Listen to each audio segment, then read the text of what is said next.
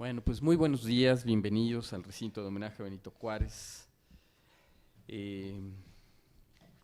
Por octavo año consecutivo, la Secretaría de Hacienda y Crédito Público, a través del recinto de homenaje a don Benito Juárez, de la Dirección General de Promoción Cultural y Acervo Patrimonial, colabora con la Universidad Autónoma Metropolitana, Unidad Azcapotzalco, en la celebración del coloquio interinstitucional sobre historia y diseño, que anualmente organiza su Departamento de Evaluación del Diseño en el Tiempo, en coordinación con el área y cuerpo académico de Historia y Cultura en México de la División de Ciencias Sociales y Humanidades. En esta ocasión, el coloquio lleva por título La imprenta en la historia, la arquitectura, el diseño y el arte, en el que se analizará la cultura histórica del libro desde que la imprenta llegó a nuestro país en el siglo XVI hasta los dilemas y retos que enfrenta el libro ante la cultura emergente del Internet.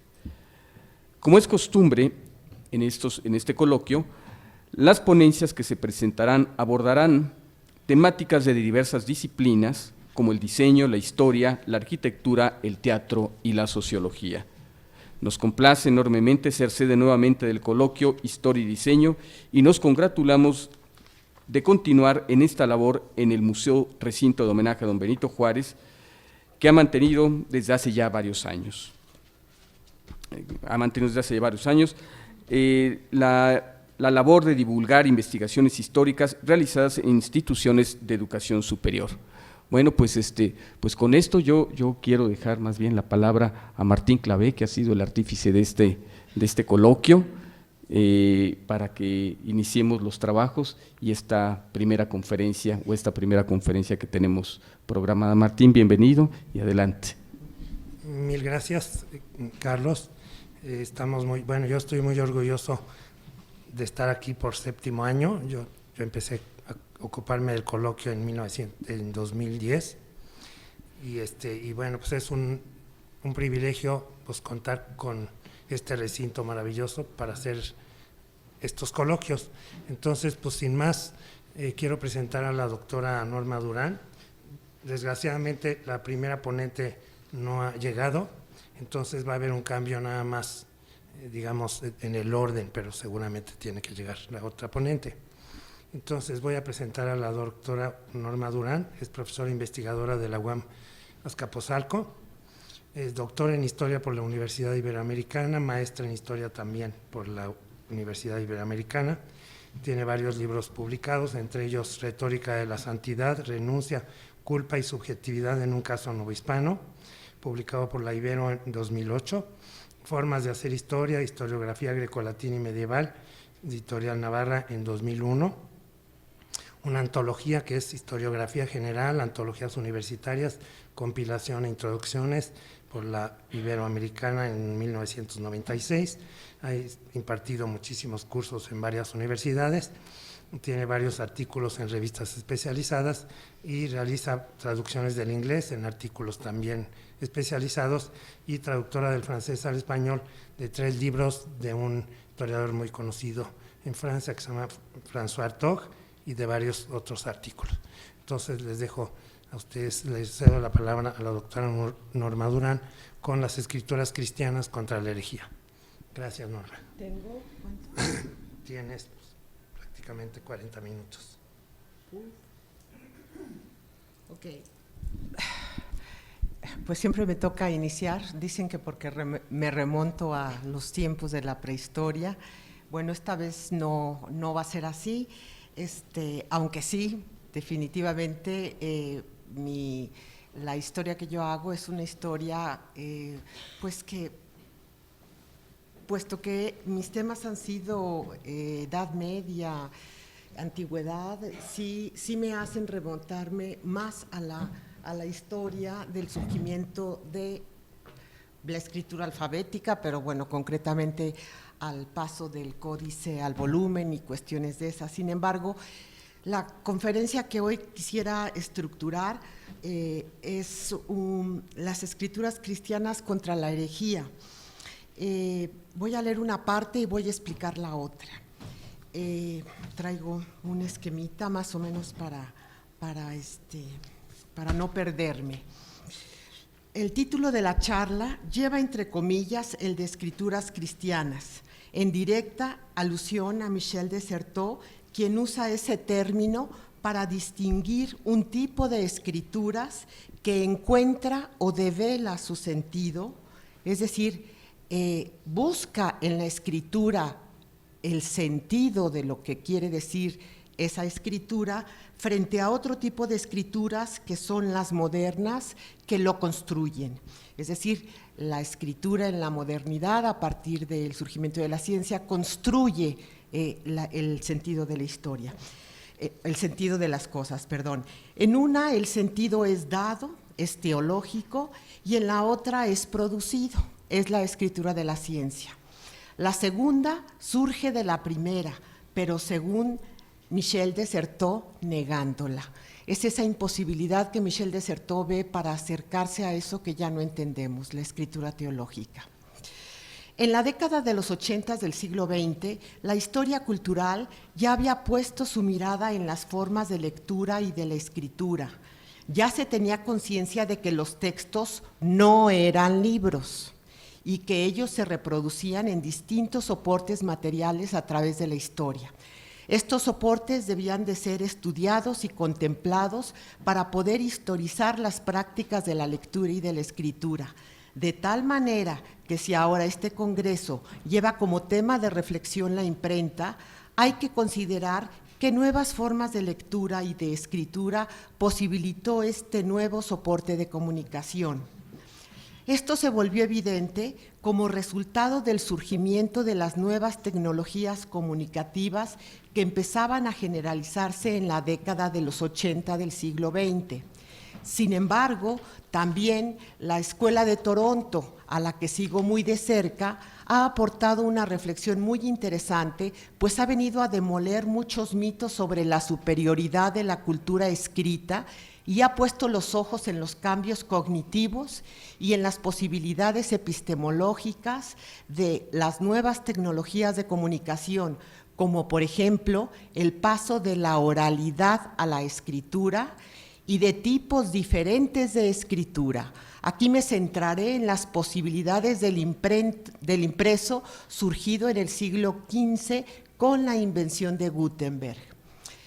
El libro pionero es el libro de Elizabeth Eisenstein, La imprenta como agente de cambio, que fue publicado en inglés por primera vez en 1979 en forma abreviada por ACAL, con el nombre de la Revolución de la Imprenta en la Edad Moderna Europea, y recientemente publicada en forma completa en español por Fondo de Cultura Económica. Este libro de 2010 es un tomo de 800 páginas, esa es la versión completa que se publicó en 79. En este libro, Eisenstein comenzó por plantear los cambios ocurridos ante este nuevo instrumento que reproducía cuantitativamente un número significativamente mayor de textos con un resultado no todavía bien ponderado. Es un lugar común pensar que los avances tecnológicos son los que producen la primera modernidad, el siglo XV y el siglo XVI. Entre ellos se menciona el instrumental para realizar los grandes descubrimientos marítimos, astrolabio, brújula, la pólvora en la conquista de México, lo cual desde luego no estoy de acuerdo, las armas de fuego, la formulación de una nueva cosmología a partir del telescopio y sobre todo la imprenta, ¿sí? Mi propuesta es contraria. Pensar que los soportes comunicativos, en este caso la imprenta, posibilitan formas de pensamiento, es decir, los cambios cognitivos no preceden a las invenciones tecnológicas, sino más bien son los resultados posibles o eventuales de ellos. ¿Esto qué quiere decir? Que siempre se pensó que a mayor cerebro, mayores posibilidades de inteligencia, esto desde el Homo sapiens, esto va contrario contra lo que hoy se piensa, ¿no? Es decir, son las posibilidades de un instrumento las que brindan la posibilidad de desarrollar nuevas formas cognitivas. Nosotros que estamos inmersos en una comunicación ya digital, todavía no podemos entender o acceder las formas de conocimiento o cómo va a conocer el hombre del siglo XXI, del siglo XXII, porque estamos inmersos. En cambio, hoy es posible este coloquio y bueno, sobre todo, afortunadamente Martín entendió esta importancia, porque tenemos un nuevo tipo de comunicación que es la digital, que nos permite una perspectiva diferente del impreso. Los que estamos aquí, creo, somos de la generación de la imprenta, del impreso. Sin embargo, ya estamos con una comunicación digital que nos hace pensar ya retrospectivamente lo que posibilitó esa imprenta. También quisiera marcar este ejemplo que pongo y que ahora es siempre develado por historiadores que parten de esta Escuela de Toronto en parte, que significa pensar eso que son lugares comunes, es decir, Cristóbal Colón llegó al Nuevo Mundo, cosa que nunca supo que había llegado al Nuevo Mundo, porque tenía el astrolabio, porque tenía la brújula, porque tenía esto y el otro. No, o sea, el impulso de Cristóbal Colón es llegar a las Indias, las cuales bautiza de este nombre, las nombra así, y encuentra a las Indias. Por eso los habitantes de aquí se llaman indios, ¿sí? Y reconoció en estas Indias todo lo que los viajes de Marco Polo y de distintos viajeros le decía que tenía que encontrar. Él no fue consciente de que descubrió un continente. En el caso de la imprenta no hay una relación causal que determine los tipos de lectura que se puedan dar. Es decir, aparece la imprenta, sí, reproduce significativamente un número mayor, impensado del mismo texto, pero eso no causa, digamos, pensando de manera determinista, un nuevo tipo de pensamiento. Tienen que ser las formas de lectura, las formas de escritura, como se va a leer estos nuevos impresos. La imprenta aparece en una sociedad estructurada jerárquicamente, es decir, estamental, donde la posibilidad de dar sentido, de otorgar sentido a un texto viene desde arriba. ¿Y quién está arriba? Solo el clero, la Iglesia Católica, puede entender el verdadero sentido del texto revelado.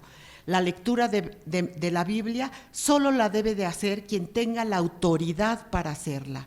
Aquí quiero recordar el libro de Carlo Ginzburg, El Menocchio, que en el siglo XVI se hace traducir unos evangelios, más bien el Génesis, y interpreta de una manera completamente diferente. Sí, era una forma de lectura nueva, inédita. ¿Qué le pasó a Menocchio? Pues que fue llevado a la Inquisición, punto. Sí, o sea, la única que tenía poder de dar este sentido a los textos era la Iglesia. La cuestión que me interesa plantear en estas charlas son las formas cognitivas posibilitadas por diversos soportes materiales de la comunicación. ¿Y qué es un soporte? ¿Qué es un soporte de un texto?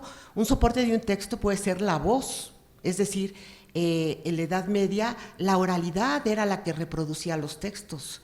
Esta era el soporte de la escritura, el manuscrito, el impreso, el soporte digital, donde todas estas formas comunican, pero no todas generan las mismas respuestas. También hay escrituras que no comunican lenguaje, como los mapas, las partituras, los esquemas matemáticos o diversas formas de escritura no alfabéticas. Me concentraré en las formas de leer y escribir que posibilitaron el manuscrito y su paso a la imprenta. Si me da tiempo llegaré al sexto punto, si no me quedaré en el cuarto. Siempre preparo en exceso, pero trataré de llegar a esto.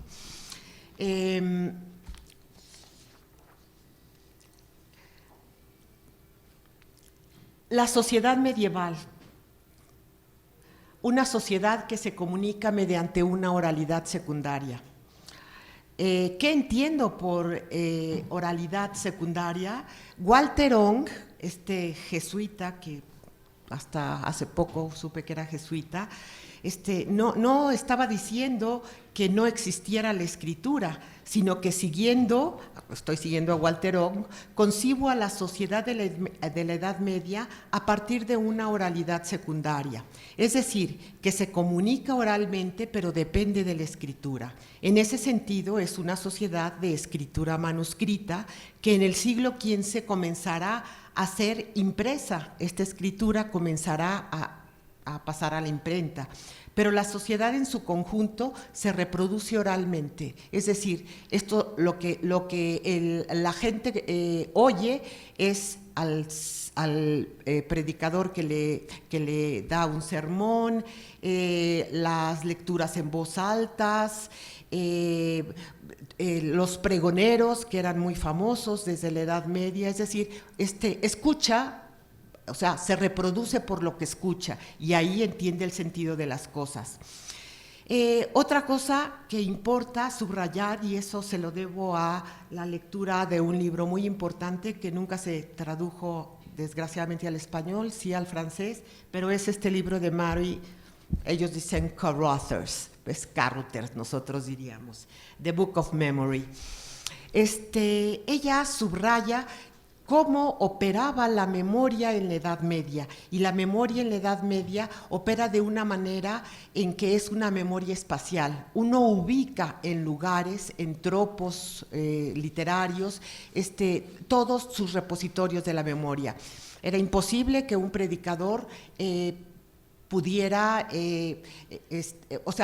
se producía un libro, pero educaba la memoria desde que aprendía a leer con los salmos. Y educaba la memoria de alguna forma, creo que sí tengo algún esquema, ahorita lo voy a mostrar. Pero bueno, ahorita, no me tocaba ahorita, tenía tiempo para ensayarla. La conversión del Imperio Romano al cristianismo supuso que las élites convertidas al cristianismo cuidaran y se preocuparan por resguardar no solo la escritura de los evangelios, sino también la cultura antigua necesaria para su reproducción. Es decir, la cultura antigua se reproduce por la escritura. El ciudadano romano es el ciudadano cultivado, el 10% de la población, y él escribe y habla oralmente, reproduce estos discursos oralmente. Es decir, es un mundo de ciudadanos en el que la lectura y la escritura fueron un valor. Con la lenta desaparición de las ciudades sucumbió un mundo cultivado en la escritura que se fue ruralizando. Eso fue lo que fue la Edad Media. La cultura escrita permaneció en esos años oscuros que solo son oscuros para quien busca la textualidad del mundo antiguo, no tienen nada de oscuros. La escritura se enclaustró en las abadías y centros episcopales de las ciudades que resurgían de tiempo en tiempo con los renacimientos del siglo IX, del siglo XII, del siglo XV. Cuando se habla de renacimientos en plural, me refiero a la reflexión que hace una nueva historiografía sobre la propia cronología con la que se ubica en el tiempo. Medievalistas muy importantes han reflexionado sobre lo que denota Edad Media, llamada así por primera vez por Cristóforos Celarius en 1686. Christoph Keller, 1638, su obra se publica. Este es el famoso Christoph Celarius, el primero que concibe ya esa Edad Media frente a la suya, que era la Edad Moderna, ya imagínense, en el siglo XVII, ¿no? Este profesor de retórica denominó desde el siglo XVII una nueva periodización que utilizaba ya el término de historia universal, y la dividía en tres: la época antigua, la época de Grecia y Roma, o sea, la antigua eran los griegos y los romanos, la Edad Media o intermedia entre la antigüedad y su época, la época moderna, la que comenzaba con el Renacimiento italiano. Los humanistas italianos concibieron que con ellos renacía la cultura de la antigüedad pagana. Ellos recuperaban el latín clásico y las formas artísticas de griegos y romanos. En este renacimiento vieron su precedente cultural. Ellos heredaban directamente esta cultura. Así rechazaban su herencia inmediata, la cultura escolástica. Es por ello que esta época se asumió como una etapa de vuelta a los orígenes clásicos, según los topos comunes, aquella cultura que había dado origen a todo y que ponía por primera vez al hombre en el centro. Sí, a un hombre creado a imagen y semejanza, y desde luego es una criatura más, ¿no? O sea, se saltaban ingenuamente casi 1000 años de cristianismo sin percatarse de que estaban imbuidos en él, hablaban desde él. Copiaron las formas y creyeron rescatar el latín de Cicerón, de Quintiliano, de Hermógenes. Ellos rechazaban la edad anterior como oscura por su latín escolástico y por la falta de textos originales, los cuales ellos buscaban, copiaban, reproducían. Estos humanistas viven en las ciudades y son cortesanos apoyados por sus mecenas. Lo que llamamos Edad Media fue una construcción de las generaciones que le sucedieron, pero sabemos que no hay una única construcción, sino que cada época construye su Edad Media. Podemos percibir 4 construcciones de la Edad Media si consideramos incluso la de Jacques Le Goff, que abarca una larga Edad Media. Para mi propósito, que es consignar lo que el Renacimiento, ese Renacimiento con mayúscula del siglo XIV y XV valora, es la búsqueda de originales antiguos, como si hubiera habido un original. Valoración de la escritura y de la lectura, y desde luego de los originales. Llegar a la verdad era llegar al original, a lo que dijera el original. Esto se había dado originalmente en los diversos renacimientos, tanto del siglo IX, XI, XII o XV, ¿no? Sin meterme en otros temas, enfatizo que si hubo una ruptura entre la antigüedad tardía y la primera modernidad, fue la que se dio con la Reforma Protestante, porque ella fue la que quebró la unidad de la cristiandad latina, que más o menos venía imponiéndose desde la Reforma Gregoriana en el siglo XII. Esta es otra obra de Christoph Cellarius, y aquí ya me voy a meter en lo que los medievales pensaron. Para Walter Ong y para los que estudiamos las formas de escritura, la palabra humana, la palabra hablada, hace que los humanos formen grupos estrechamente unidos. Oyentes y hablantes forman una comunidad entre sí con el orador. En cambio, la cultura impresa aísla al lector. La fuerza de la palabra se relaciona de manera especial con los sagrados. ¿Por qué? Porque Dios habla, Dios no escribe.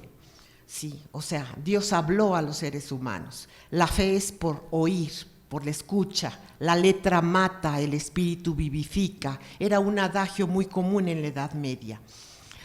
La estructura reestructura la conciencia, es decir, desde Eric Havelock, con su prefacio a Platón, él dice cómo Platón, que aborrece la escritura, pero sin embargo es producto de la escritura, de alguna forma concientiza y puede regresar a ese escrito que producirá esa primera filosofía, ¿no? En ese sentido, hay una primera toma de conciencia con estos antiguos que tienen como un soporte de tipo manuscrito y que pueden observar en una observación de segundo orden esto que está escrito, y de ahí nace esta primera filosofía.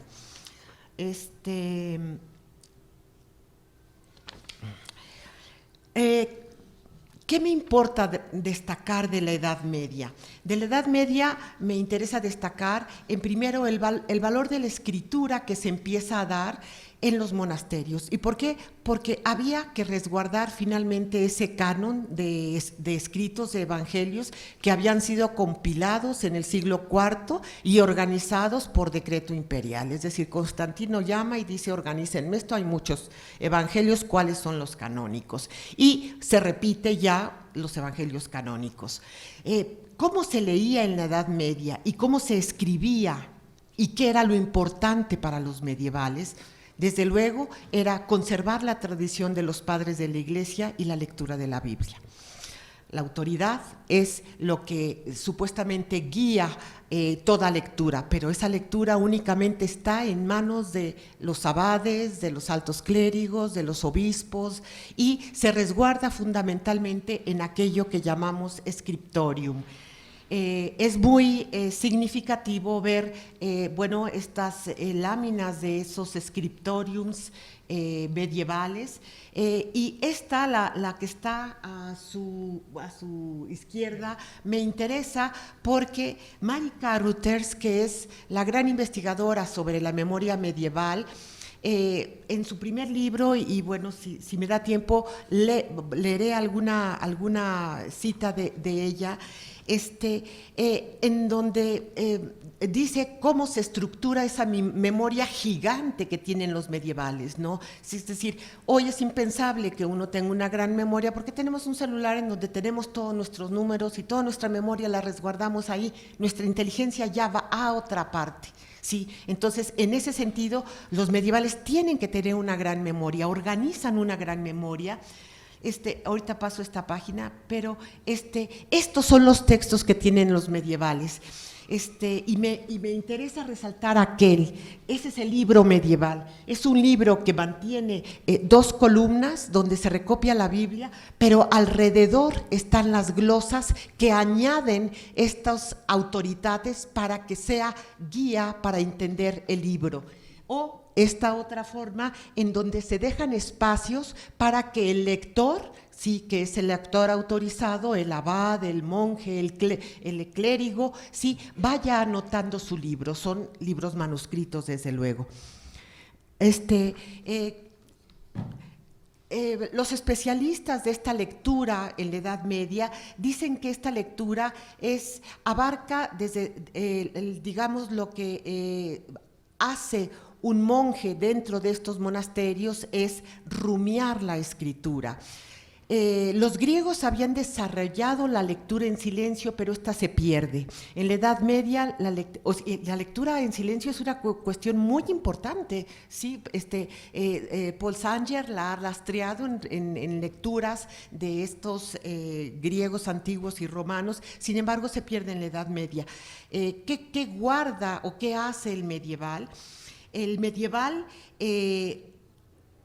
tiene 3 tipos de lectura. Recupera, desde luego, la lectura silenciosa, pero también, y lo que más importa, es la lectura en voz baja, llamado murmullo o ruminatio. Es decir, siempre se ve al monje con un movimiento parecido a aquel que llevan estas otras religiones monoteístas, que se aprenden los textos rumiando con un sonsoneto, o sea, los judíos o los árabes. Bueno, el monje tenía este mismo movimiento para rumiar la escritura. Y desde luego la contemplación, o sea, todo esto era parte de lo que el monje contemplaba. Entonces, tiene 3 tipos de escritura: la escritura silenciosa, la lectura en voz baja, que es la que más practica, y desde luego la lectura en voz alta, que es la que sirve para predicar, la que en la oralidad le va dando ese recuerdo de lo que le viene en mente. Si es una virtud, él ya sabe toda la cantidad de tropos que lo llevan a formular un sermón oral o a componerlo y a repetirlo oralmente. Se producen, desde luego, Biblias, pero también en la Baja Edad Media se empiezan a reproducir florilegios exegéticos, teológicos, patrísticos, que reúnen fórmulas para la predicación, porque en el siglo XII vuelven a resurgir las ciudades y es necesario una nueva conversión de estos laicos, de estos burgueses que habitan en las ciudades. Y en un mismo volumen reproducen su ejemplar, reproducen lo que les sirve. ¿Sí? Muy pronto, con con el surgimiento de las universidades viene a producirse unas nuevas necesidades, pero la universidad no la pensemos como un precedente del nuestro. La universidad generalmente viene para reproducir la correcta interpretación de la Biblia. Cualquier nueva interpretación es declarada herética, y desde el siglo XI, probablemente desde que se empieza a discutir el dogma de la transubstanciación, siglo X, viene a resurgir una nueva exegética que implica leer como la Iglesia quiere, y el dogma de la transubstanciación solamente se va a poder formular en su forma más completa cuando Aristóteles les dé las categorías esenciales para realizarla con estas categorías. A partir de las universidades, que es las que van a regular y a controlar esta nueva interpretación de sentido, esta nueva interpretación de la Biblia que resurge, va a haber una reproducción de los textos requeridos por los estudiantes, y va a haber, desde luego, lo que se reproduce son autoritates, evangelios, los libros que necesitan los estudiantes, y cada estudiante necesita un tipo de textos dependiendo a lo que se va a dedicar. Desde muy pronto, digamos, la reproducción masiva, por llamarla de alguna forma, de estos textos se reproduce en las ciudades, porque aunque los libreros y los impresores copistas de manuscritos no formaron gremios literalmente, sí se organizaron en estas ciudades para hacer un dictado común. Entonces, el que iba a invertir en estos manuscritos abría su taller, contrataba a varios clérigos. Clérigo era aquel que sabía leer y escribir, que había salido de estos estudios humanitates, y a los que se les dictaba en voz alta un libro y que lo reproducían en forma manuscrita. También hubo el sistema de Pecia en latín. Este sistema de Pecia era reproducir extractos, sí, requeridos desde luego ya por la filosofía escolástica, esta filosofía que se va a reproducir en las universidades con exactamente las cuestiones que la sociedad requiere para reproducir. Me interesa mucho en el esquema que ya no me dio tiempo de ponerlo en la mañana porque llegué safe a esto, reproducir, pensar que son estos sistemas de escrituras se reproducen, y aquí soy muy weberiana, sí, siempre en una sociedad determinada. Es decir, no podemos pensar que todo mundo tuviera acceso a estos textos. La sociedad es una sociedad estamental, hay un estamento que es el único que puede interpretar esto, y esta reproducción llegará a los legos de otra forma, a partir de la predicación, ¿sí? Pero sí referirla a la sociedad. Es decir, porque lo que quiero enfatizar en esta charla es cómo se fue democratizando la escritura y la lectura a partir del surgimiento de la imprenta, pero no en una forma directa e inmediata, sino 2 siglos después, y que llevará a la lectura positivista de los textos, a una forma de lectura que será la que los modernos del siglo XVII y del siglo XVIII encontrarán, y que la reproduce un sistema de lectura que será el sistema de la ciencia. Entonces, bueno, ya más o menos mostré cómo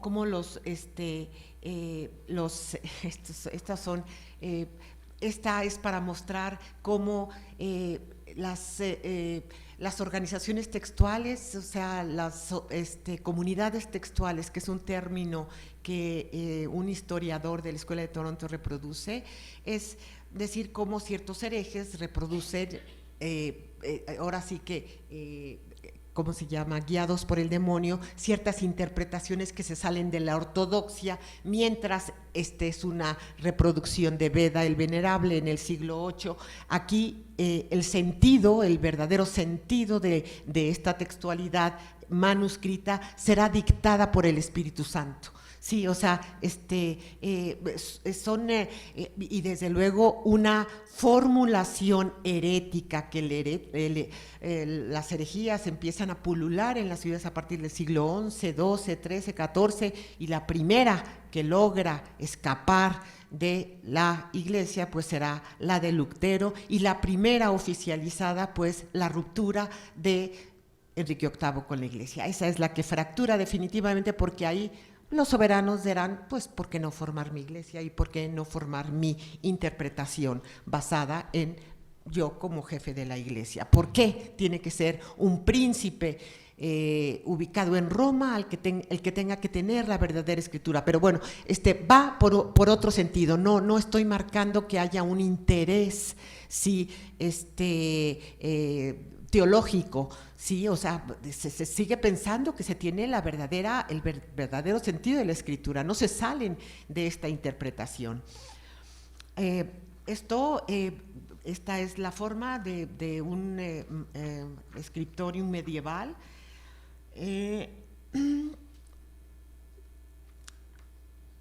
que, bueno, finalmente compone una diversidad de libros.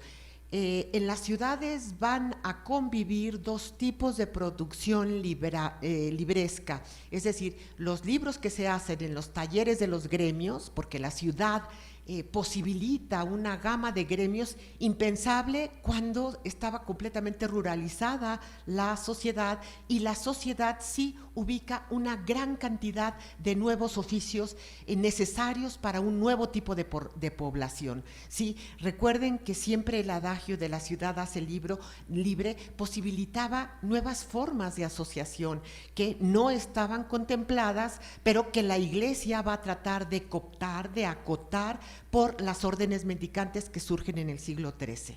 Ellos tendrán definitivamente la verdadera interpretación. Aquí vuelvo al libro de Mary Carruthers, que ha estudiado la memoria, las formas de lectura y composición de la Biblia en la Baja Edad Media. La lectura en silencio y la ruminatium eran formas practicadas desde el siglo XII, es decir, la lectura en silencio que se recupera, y la ruminatio, que ya la he mencionado, que es ese aprender con un tono musical. De ahí los cantos gregorianos, que por el canto se graba más la memoria, y bueno, esa gigante memoria que ahorita voy a tratar también de ilustrar. Se practicó el sistema de pesia, que era un sistema de trabajo en las ciudades subcontratado, bajo el cual los copistas ya no se reunían en una sola habitación, sino que cada uno trabajaba una parte diferente de un texto determinado, o sea, por paga, ¿no? O sea, el capitalismo empieza de aquí a surgir, me demandan, pues yo copio esto, ¿no? Y recibía del librero la paga por cada uno de los fragmentos que producía. Eisenstein, que es esta pionera de la que yo he hablado, no acepta que estas tendencias hayan sido ininterrumpidas y que se prolongaran hasta la aparición de la imprenta. Los libros más recientes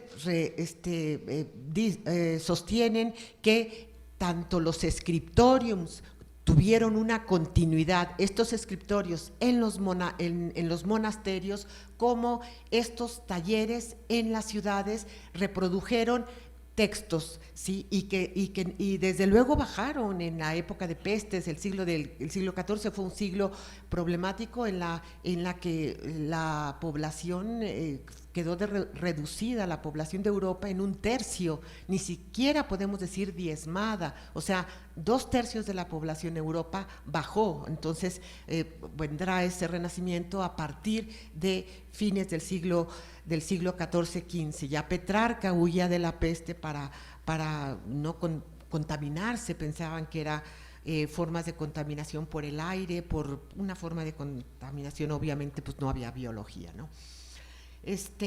Por otro lado, las ciudades, bueno, esto ya lo dije, pero una cosa que también quiero marcar es que las ciudades van a florecer en el sentido de que unos nuevos tipos de empleados, que son los maestros, esto que Jacques Le Goff ha dado en su libro de los intelectuales y la Edad Media, hay de sobra maestros que saben leer, escribir, y grandes maestros son seguidos de ciudad en ciudad, de ahí que Abelardo y estos grandes maestros vayan de ciudad a ciudad y que consigan una paga por enseñar algo. Imagínense que eran las grandes mentes de esta época, y que tengan sus seguidores, que tengan sus intérpretes.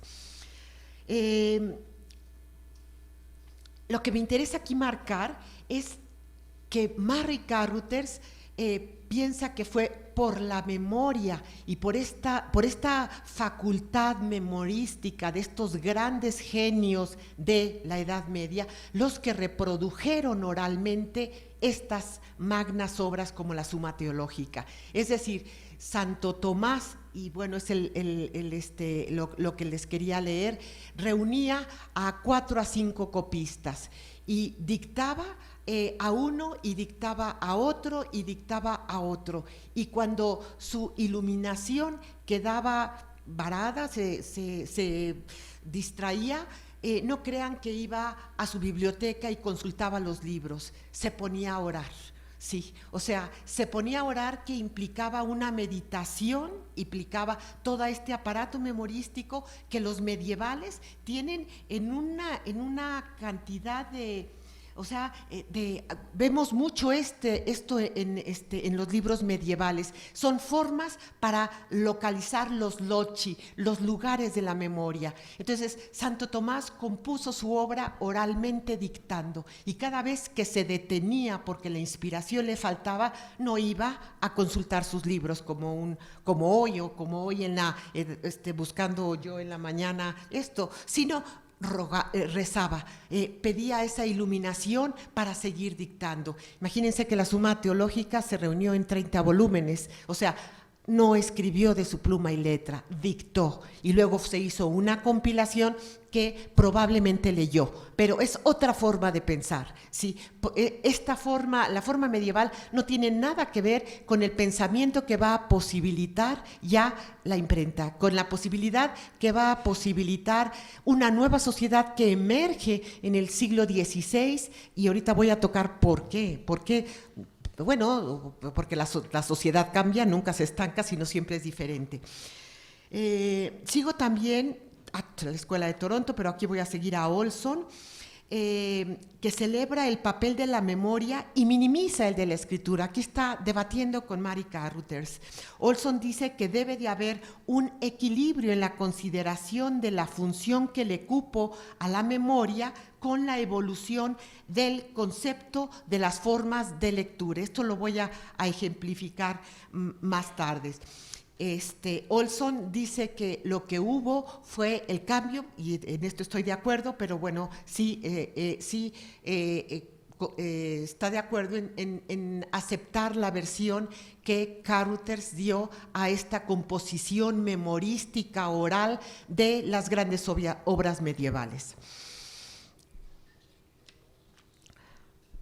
Santo Tomás comienza su suma con la concepción tradicional de los sentidos literal y espiritual.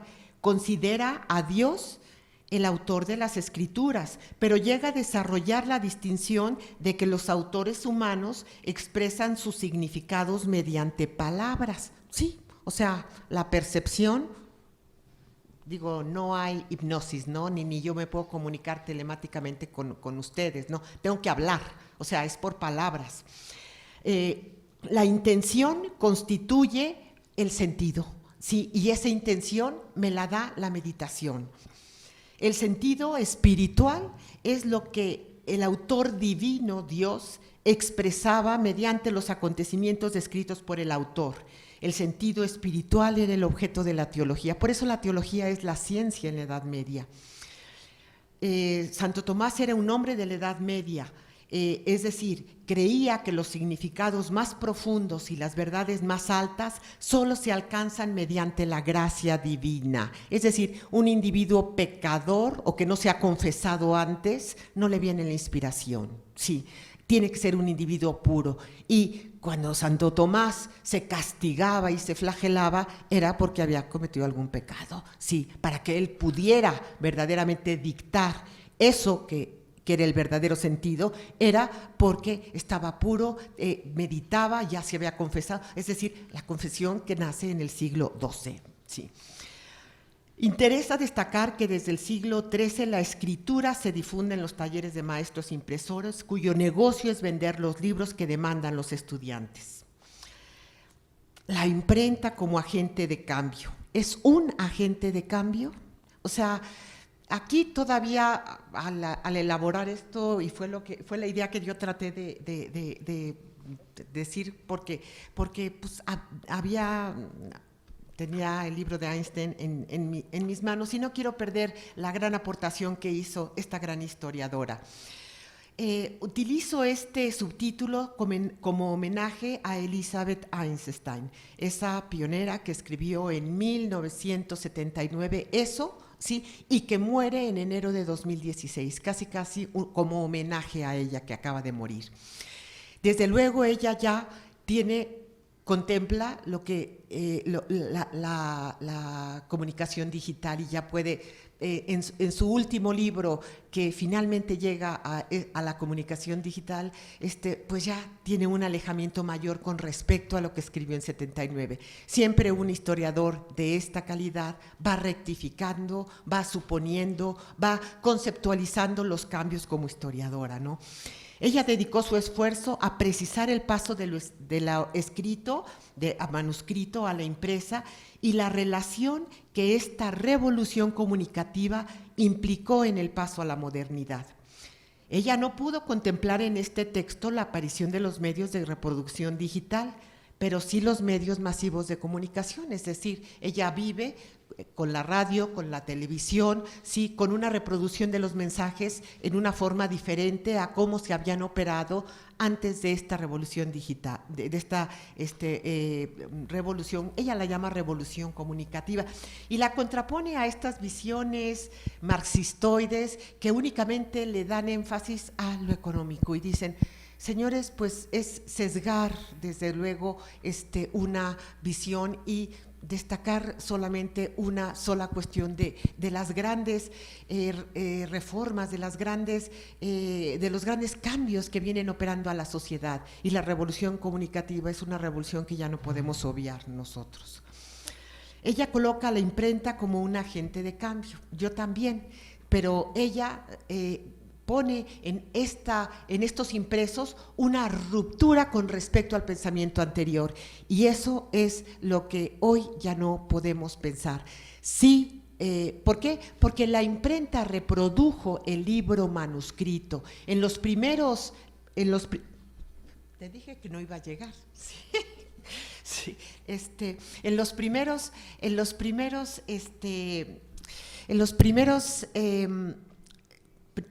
ya me fui, deja ver que me ubica. En los primeros 100 años no hubo una diferencia, en el Renacimiento no hubo ninguna diferencia con respecto al libro medieval. Sin embargo, la modernidad nace en el Renacimiento, no estoy de acuerdo definitivamente. Los medievales reprodujeron lo mismo que reproducían los medievales, ¿sí? Eso sí, tenían más libros, estos atriles móviles eran una maravilla. Hay muchos ejemplos, yo conseguí, estos en donde un humanista podía leer a la vez muchas cosas y podía extraer y hacía sus libros, pero hacía lo mismo que se hacía en los escritorios, hacer el libro y darle al impresor lo que quería ser impreso.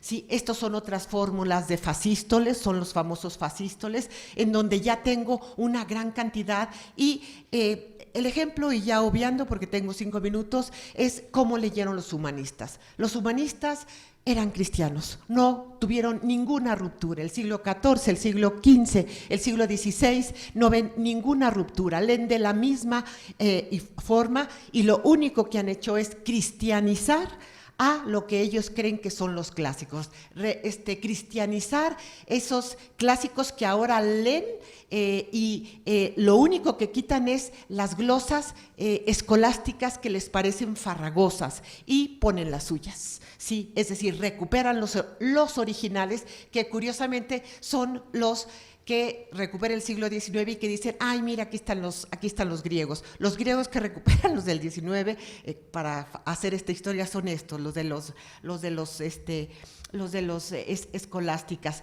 Pero sí quiero destacar una obra que se debe a Stradanus, este famoso discípulo de Vasari, que en 1580 ya reproduce esta cantidad, nada más para marcar la diferencia de los grabados que ya puede reproducir la imprenta con la pobreza que puede reproducir la imprenta en el siglo XVI mexicano. O sea, los grabados que el siglo XVI, imagínense, esto está reproduciendo y celebra la nova reperta. La nova reperta es la nueva invención, las nuevas innovaciones. Estas nuevas innovaciones son por gracia de Dios. Los primeros que van a celebrar la imprenta son estos humanistas, ¿sí? ¿Por qué? Porque la palabra de Dios se va a poder distribuir en la forma más verdadera, ¿sí? No contaban que pudiera llegar a otras manos, pero bueno, estas son las impresas, la forma más rústica de estas imprentas. Y bueno, van a celebrar todo lo que inventa, pero cuando uno empieza a estar imbuido en el nuevo medio de comunicación, olvida el medio de comunicación, y es lo que nos pasa. Si ahorita que estamos nosotros imbuidos en el medio de comunicación digital, olvidamos de alguna forma que estamos imbuidos en él, porque no lo podemos pensar. Podemos pensar en lo que produjo la imprenta, porque hoy hay un nuevo medio de soporte comunicativo, y es cuando podemos alejarnos de estos impresos. Pero este siglo XVI está produciendo ya este tipo de grabados, ¿sí? Está celebrando estas invenciones nuevas como los lentes, que bueno, desde el siglo XIV, como los relojes, o desde luego como los reproducen la impresión. Aquí está la impresión. Estos son los libros medievales, los libros renacentistas, igualmente de iluminados, o sea, no pasaban directamente impresos, sino que pasaban a un iluminador y todo. Estos primeros 100 años repiten esto. Sí, y esto lo pongo, bueno, este es un libro que se subastó en Schottenbins y vale una fortuna, pero lo que quería poner es este tipo de librillo que aparece como algo manejable, fuera de estos grandes libros in folio que son los que generalmente estaban en los escritorios. La gente, las ciudades, los cultos, sí, tienen a la mano libros de hora, tienen a la mano libros de vidas de santos, y los mandan, los ordenan, los piden que se los iluminen. Esto era lo único que quería marcar. Este es el libro renacentista, también iluminado. Les gusta, es a su medida. Sí, Erasmo lo que hace, el gran pensador que es Erasmo, es un compendio, una cristianización de todo el pensamiento pagano, y decir, los paganos pensaban como nosotros, solo que no habían visto la venida de Cristo, pero la percibían, pensaban como nosotros, pensaban con las categorías aristotélicas. Es decir, es este es el invento caligráfico, y bueno, esta sí es fotografía mía, que me encantó, es un plato en un museo de París que reproduce las formas de prensa. Sí, y bueno, puedo nada más continuar 5 minutos. A lo que quería llegar es que finalmente me brinco todo esto, porque siempre me falta algo. Que finalmente, ¿qué logró la Reforma? ¿Hay novedad en Lutero? Esto sí es interesantísimo.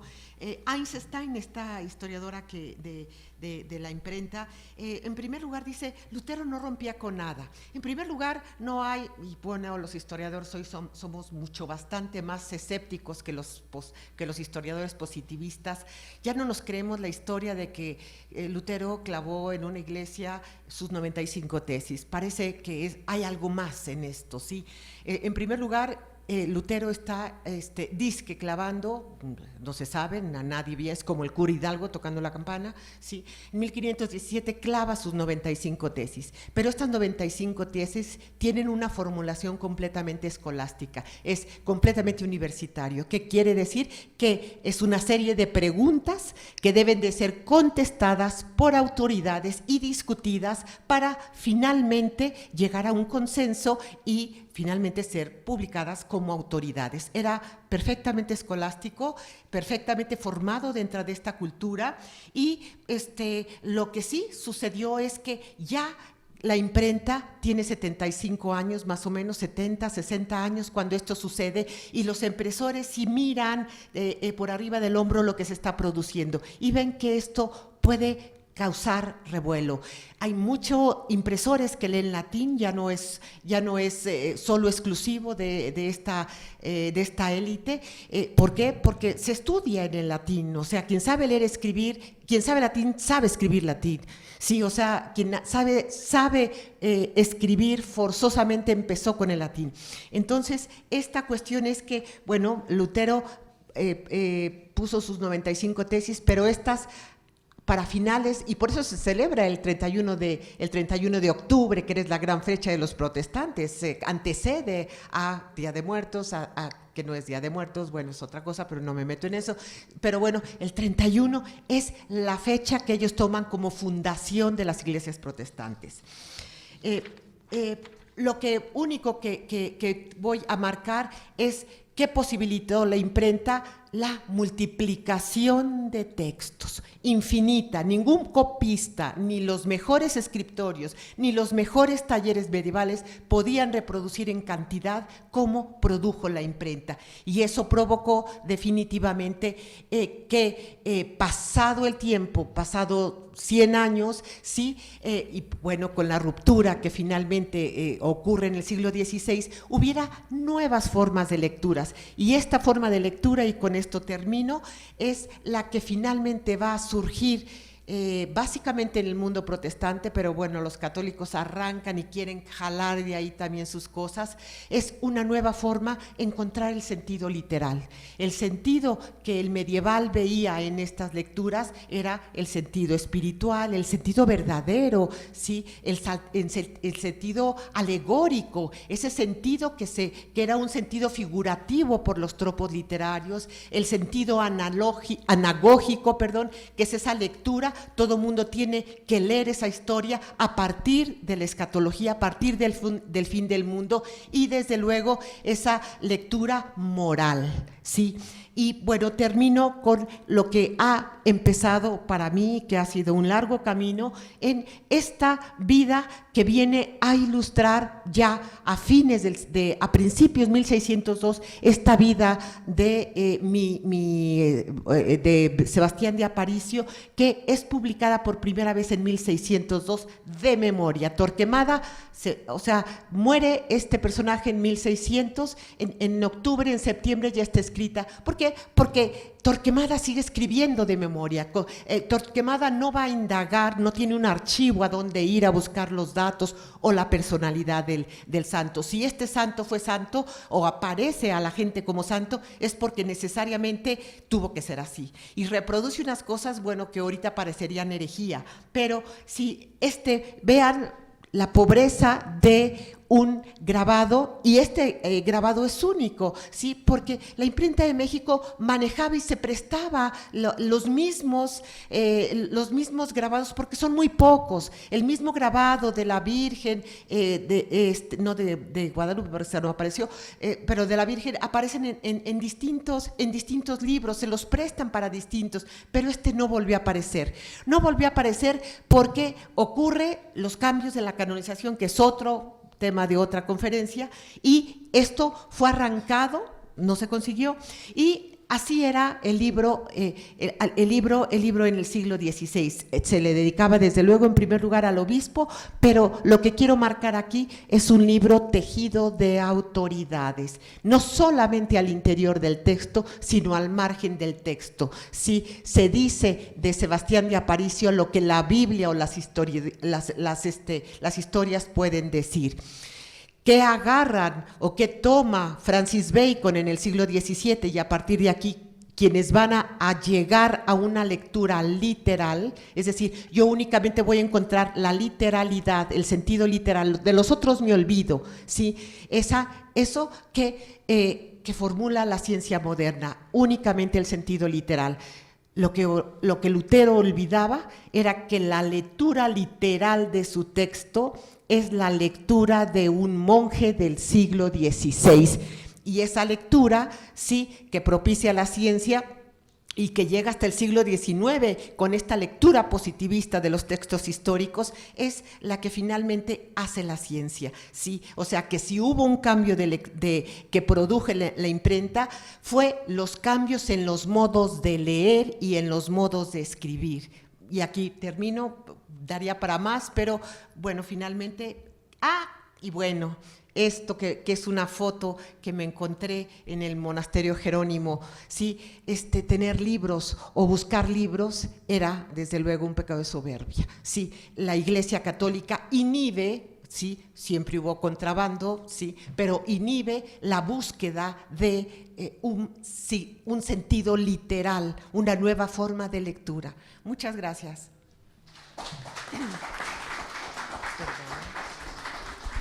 Bueno, damos gracias a la doctora Durán y unos mínimos minutos para si tienen réplicas, preguntas, etcétera, porque ya vamos atrasados.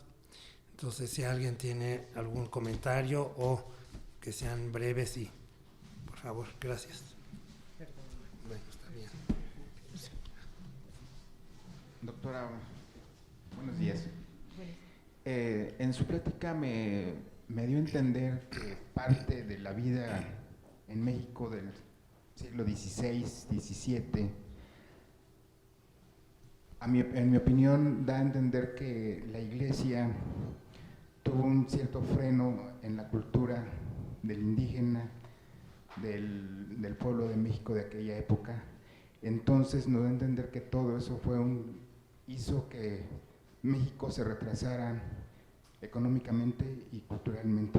Esa es mi opinión. Bueno, no sé, por lo que escuché de usted.